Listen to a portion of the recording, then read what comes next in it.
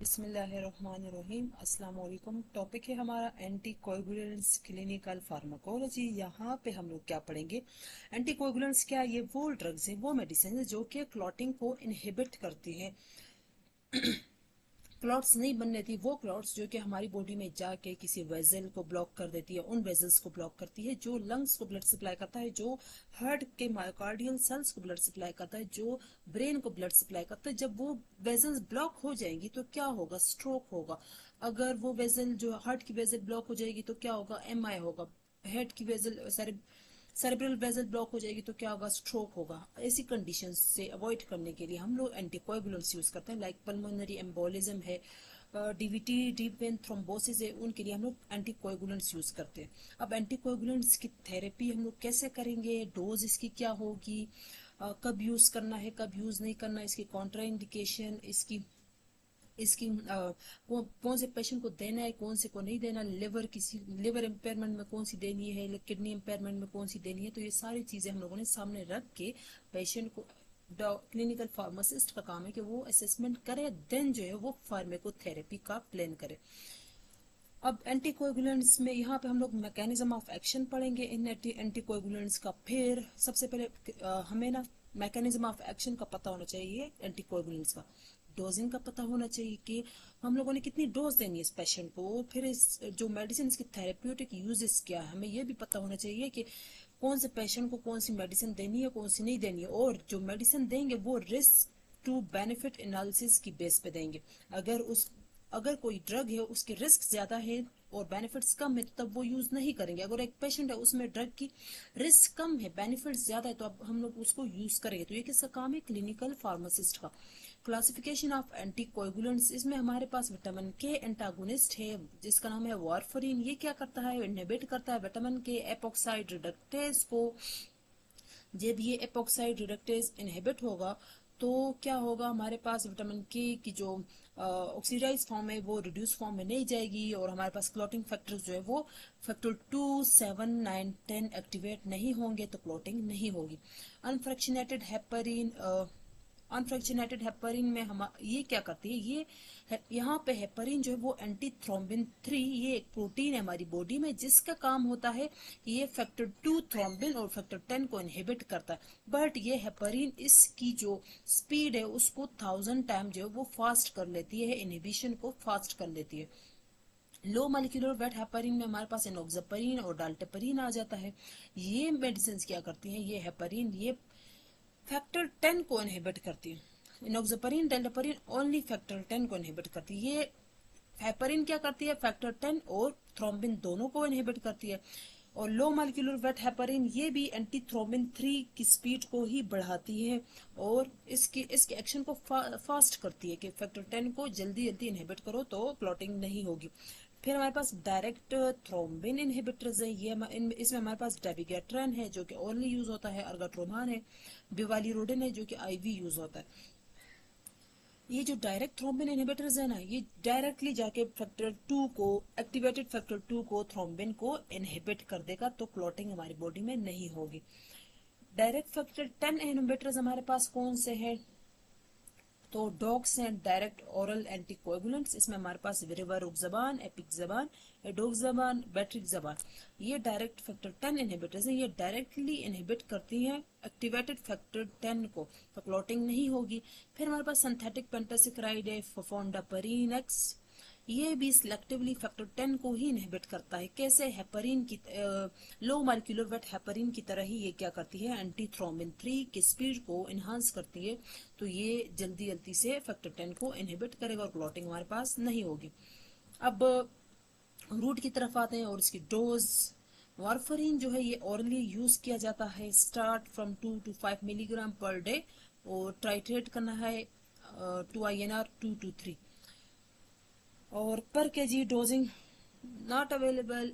इसकी जो डोजिंग है वो पर बॉडी के वेट के हिसाब से नहीं होती, बल्कि इसकी जो डोज है वो INR रेशियो को देख के हम लोग, INR जो लैब वैल्यू उसके हिसाब से हम लोग इसकी डोज को एडजस्ट करेंगे बेस्ड ऑन INR। और अफेक्ट हो सकता है वारफरीन का level, blood level, plasma level by diet and drugs.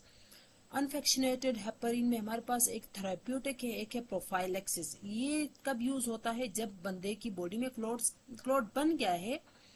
ये वो डोज है जब बंदे की बॉडी में क्लॉट बन गया और हम लोगों ने मजीद क्लॉटिंग को इनहिबिट करना है, तब हम लोग इस डोज को यूज करेंगे और तब हम लोग हेपरिन को, अनफ्रैक्शनेटेड हेपरिन को आईवी यूज करेंगे। और ये वो डोज है सबकुटेनियसली हम तब यूज करते हैं जब हमारी बॉडी में हम लोगों ने कोई बॉडी में कोई वाल्व, मैकेनिकल वाल्व डाल दिया, या फिर हमें पता हो कि पहले भी इस बंदे को क्या हो चुका है, इसी तरह का कोई क्लॉट श्लॉट बॉडी में बन चुका है, या फिर इसका कोई ऐसी सर्जरी या ट्रॉमा हुआ उस बंदे का जिसका हमें डर हो कि यहाँ पे क्लॉटिंग का मैकेनिज्म, क्लॉट बन सकता है, तो तब हम लोग सबकुटेनियसली यूज करते हैं कि कोई क्लॉट वगैरह ना बने।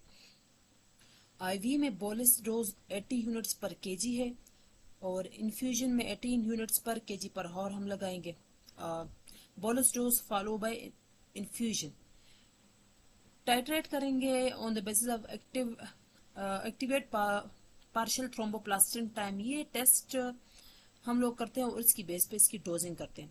हाफ लाइफ अनफ्रैक्शनेटेड हेपरिन की बहुत ज़्यादा शॉर्ट है और प्रोफाइलेक्टिकली जब इसको यूज़ करते हैं तो इसकी डोज 5000 यूनिट हम लोग यूज़ करेंगे। सबकुटेनियसली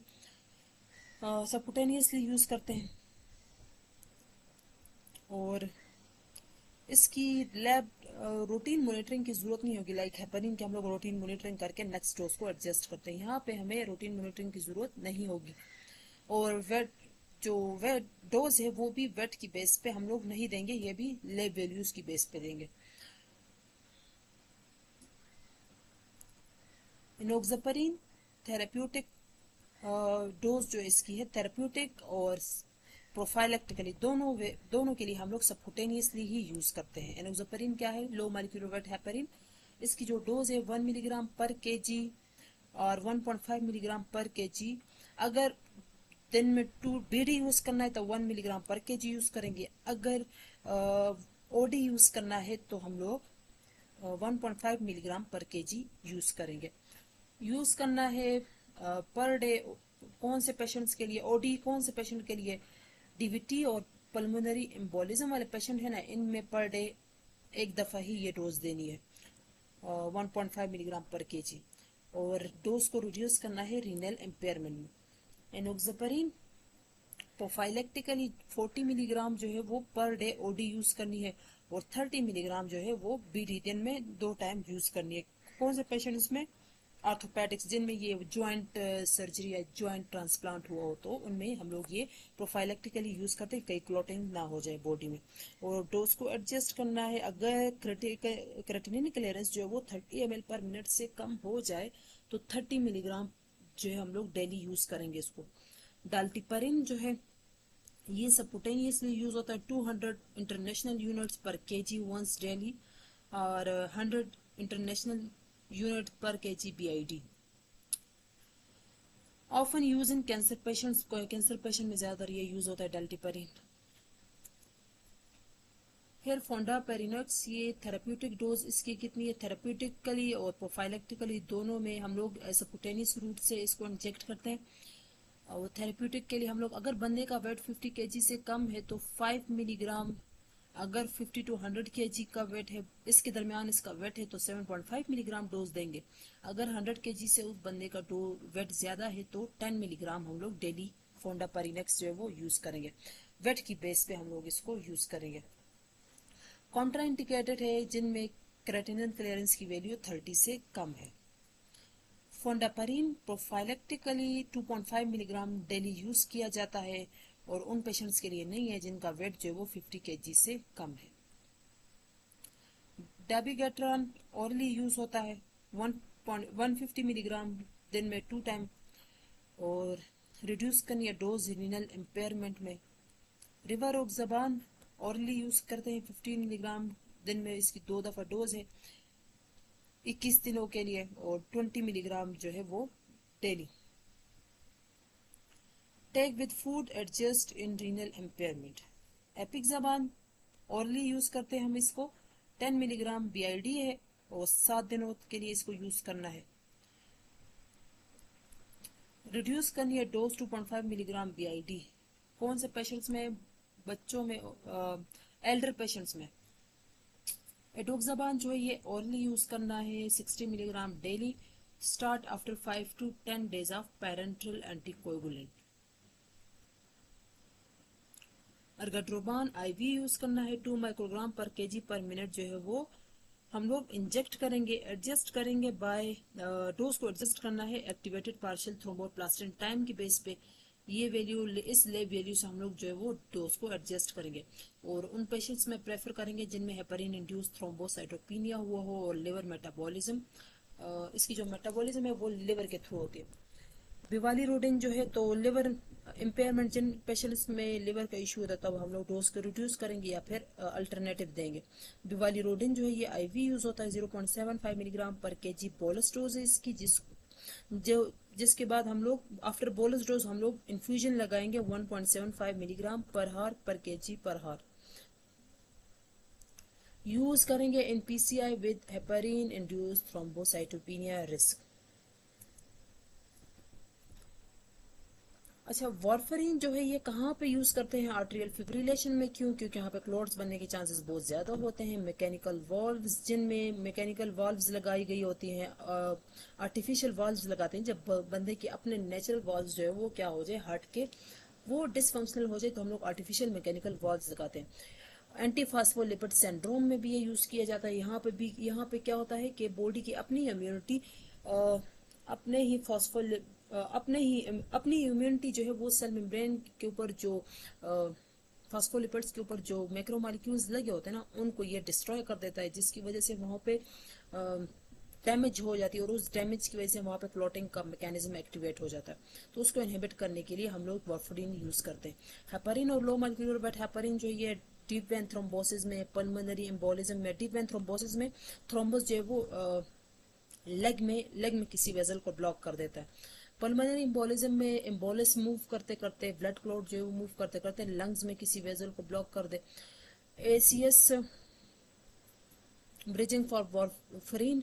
अच्छा, वारफरीन का जो इफेक्ट है वो हमारे पास जल्दी नहीं आता ना। जब अगर पेशेंट है उसको स्ट्रोक हो गया तो वारफरीन का इफेक्ट हमारे पास जल्दी नहीं आता। तो हम लोग क्या करते हैं, उससे पहले वारफरीन का जो इफेक्ट है वो हमारे पास 1 से 2 दिनों में आता है, तो उससे पहले हम लोग क्या करते हैं, हेपरिन लगा देते हैं और फिर हेपरिन के बाद उसको वारफरीन पे डाल देते हैं।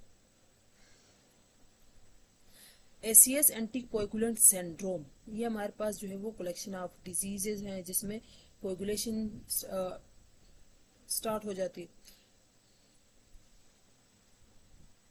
एसीएस कोरोनरी सिंड्रोम है।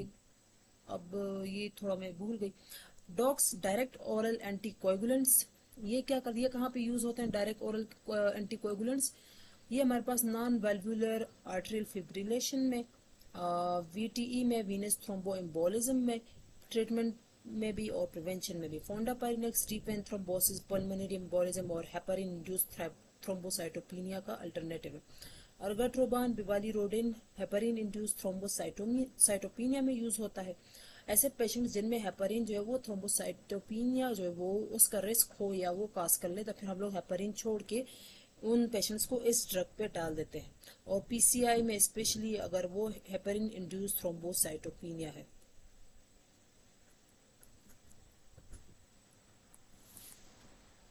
वारफरीन जो है बेनिफिट्स इसके क्या है, इफेक्टिव है, इनएक्सपेंसिव है, लॉन्ग इसकी हाफ लाइफ है, रिस्क है कि ब्लीडिंग के रिस्क है, और दूसरा नैरो थेरेप्यूटिक विंडो है इसकी, ड्रग इंट्रैक्शंस काज करता है। और रिवर्सिबिलिटी इसके अगर डोज ज्यादा हो जाए तो हम लोग विटामिन के को यूज करके या फिर फ्रेश फ्रोजन प्लाज्मा यूज करके इसकी जो टॉक्सिसिटी है उसको रिवर्स कर सकते हैं। फ्रेश फ्रोजन प्लाज्मा में हमारे पास रेडीमेड फॉर्म में फैक्टर 2, 7, 9, 10 क्लॉटिंग फैक्टर्स जो है वो प्रेजेंट होते हैं। और मॉनिटरिंग हम लोग इसकी इंटरनेशनल नॉर्मलाइज रेशियो टेस्ट से करते हैं। अनफ्रैक्शनेटेड हेपरिन जो है ये रैपिड ऑनसेट और ऑफसेट है इसका, जल्दी से इसका इफेक्ट जो वो रिवर्स हो जाता है, और ऑनसेट भी इसका क्या है, तेज है। हेपरिन इंड्यूस थ्रोम्बोसाइटोपिनिया काज करता है पेशेंट्स में, और ब्लीडिंग के चांसेस इसके ज्यादा होते हैं। तो अगर चलो डोज ज्यादा हो गई तो ओवरडोज के लिए हम लोग प्रोटामीन सल्फेट इसका एंटीडोट है, ये यूज करते हैं। ये हम लोग फिश पम्प से लेते हैं प्रोटामीन सल्फेट, ये जो प्रोटीन है। ये इस प्रोटीन के ऊपर क्या होता है कि पॉजिटिव चार्ज होता है, और हेपरिन के ऊपर हेपरिन के ऊपर पॉजिटिव चार्ज होता है, इस प्रोटीन के ऊपर नेगेटिव चार्ज होता है, तो ये दोनों आपस में कॉम्प्लेक्स बना के हेपरिन की एब्जॉर्प्शन को इनहिबिट करके हेपरिन को बॉडी से एक्सक्रीट आउट कर देता है। एक्टिवेटेड पार्शियल थ्रोम्बोप्लास्टिन टाइम जो है, इसके थ्रू ये हमारे पास लैब टेस्ट है, इससे हम लोग इसकी वैल्यू, इसका लेवल ब्लड में मॉनिटर करते हैं हेपरिन का। लो मॉलिक्यूलर वेट हेपरिन, इसके बेनिफिट्स ये है कि ये प्रोडिक्टेबल है, लेस हेपरिन इंड्यूस थ्रोम्बोसाइटोपेनिया काज करता है, रिस्क इसकी ये कम है हेपरिन इंड्यूस थ्रोम्बोसाइटोपेनिया काज करने में। रीनल क्लियरेंस का इशू इसका बहुत ज़्यादा आता है हमारे पास, और पोटामीन के साथ इसके इफेक्ट को रिवर्स नहीं किया जा सकता, लेकिन थोड़ा बहुत हो सकता है। और मॉनिटर कैसे करेंगे, एंटी एक्स से फैक्टर 10 की वैल्यू से हम लोग इसको डिटरमाइन कर सकते हैं, लेकिन रेयर है। फोंडा परिनेक्स, ये भी हेपरिन इंड्यूस थ्रोम्बोसाइटोपेनिया काज नहीं करता, और डोज इसकी वंस डेली है। रीनल क्लियरेंस का इशू है इसका भी, और रिवर्स नहीं हो सकती, इसको हम लोग रिवर्स नहीं कर सकते, तो इस वजह से इसका एंटीडोट हमारे पास जो है वो प्रेजेंट नहीं है। मॉनिटरिंग इसकी इतनी ज़्यादा नहीं करते क्योंकि इसके इतने ज़्यादा रिस्क नहीं होते। डायरेक्ट ओरल एंटीकोएगुलेंट्स में इसकी ये बेनिफिट्स है कि इसको मॉनिटर करने की ज़रूरत नहीं होती, रैपिड ऑनसेट है, कॉस्ट इसकी बहुत ज़्यादा है, और ब्लीडिंग जो है ये जीआईटी ब्लीडिंग काज करता है। रिवर्सिबल कैसे हैं, इसके लिए हम लोग एंटीडोट इडारोसिजोमब यूज करते हैं और एंटी ज़ैनेट अल्फा यूज करते हैं, जो कि फैक्टर 10 इनहिबिटर है। मॉनिटरिंग के लिए इसके लिए कोई टेस्ट वगैरह जो है हमारे पास नहीं करते मॉनिटर इसको। डीटीआईज, डायरेक्ट थ्रोम्बिन इनहिबिटर्स, ये भी क्या है, एचआईटी सेफ है और पीसीआई स्पेसिफिक है। कॉस्ट इसकी बहुत ज़्यादा है, ब्लीडिंग और काज करता है, और हाफ लाइफ इसकी बहुत ज़्यादा शॉर्ट है, तो हाफ लाइफ शॉर्ट है, तो इसके लिए कोई एंटीडोट की ज़रूरत नहीं होगी। अगर ओवरडोज भी हो गया तो ये जल्दी से एक्सक्रीट आउट हो ही जाएगा। टेस्ट इसके लिए एक्टिव पार्शियल थ्रोम्बोप्लास्टिन टाइम और ईसीटी का टेस्ट है, जिसके थ्रू हम लोग इसकी लैब वैल्यूज को मॉनिटर करते हैं। अच्छा, क्लिनिकल नोट्स, वेट बेस हम लोग इसकी डोजिंग करेंगे किसके लिए, लो molecular weight heparin, unfractionated heparin और डायरेक्ट थ्रोम्बिन इनहिबिटर्स के लिए। रीनल फंक्शन को हम लोग ज़रूर चेक करेंगे जब हम लोग क्या देंगे, lower molecular weight heparin, low molecular weight heparin, DOACs और फाउंडापारिनोक्स एंड डेबिगाट्रॉन। वारफरीन जो है वो स्टिल फर्स्ट लाइन है कौन से पेशेंट्स में जिनमें मैकेनिकल वाल्व्स, आर्टिफिशियल वाल्व्स लगाए जाते हैं, और एंटी फास्फोलिपिड सिंड्रोम में। डॉग्स जो है इसको प्रेफर करते हैं हम लोग आउट पेशेंट मैनेजमेंट में, क्योंकि ये इजी होता है, पेशेंट इजीली जो है बाय माउथ ले सकता है, एज कम्पेयर टू इंजेक्टेबल्स। वो बंदा खुद को खुद नहीं लगा सकता, उसके लिए एक प्रॉपर ट्रेनर की जरूरत होती है आईवी की, और आईवी के रिस्क भी बहुत ज्यादा होते हैं। Clinical scenario, life threatening bleeding on warfarin, तो हम लोग क्या सजेस्ट करेंगे अगर एक बंदे को वारफरीन की वजह से ब्लीडिंग स्टार्ट हो जाए, जीआईटी ब्लीडिंग, नोज ब्लीडिंग, हम उनको विटामिन के आईवी जो है लगाएंगे, 4FPCC लगाएंगे, FFP फ्रेश फ्रोजन प्लाज्मा, और ये भी हमारे पास इसी तरह का एक एंटीडोट है जिसमें हमारे पास रेडीमेड एंटीकोएगुलेंट फैक्टर्स जो है वो प्रेजेंट होते हैं। अर्जेंट सर्जरी ऑन डेबिगाट्रॉन, तो डेबिगाट्रॉन की वजह से अगर इसकी टॉक्सिसिटी हो जाए तो हम लोग एडारोसिजोमब, इसका एंटीडोट है, 5 ग्राम आईवी लगाएंगे। Severe bleed on rivaroxaban, apixaban, rivaroxaban और एपिक्साबान की वजह से अगर ब्लीडिंग स्टार्ट हो जाए तो हम लोग एंडीजेनेट अल्फा यूज करेंगे अगर अवेलेबल है, नहीं तो 4FPCC।